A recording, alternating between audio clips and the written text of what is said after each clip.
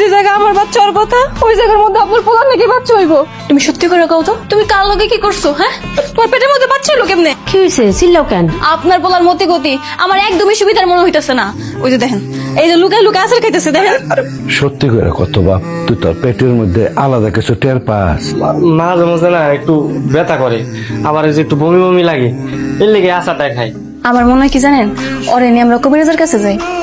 কবিরাজ চাচা আমার একটু ভালো মতো দেখেন না, এই যে আমার বাপ মা বউ সবাই মিল লাগবে আমি নাকি পোয়াতি, পোলা মানুষই কখনো পোয়াতি এখন।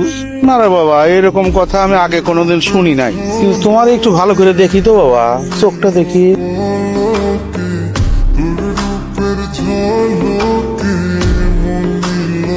ওর পেটে তো সত্যি সত্যি বাচ্চা আছে। কি আশ্চর্য ব্যাপার, ছেলে মানুষের পেটের মধ্যে বাচ্চা, তার মানে আমার ছেলে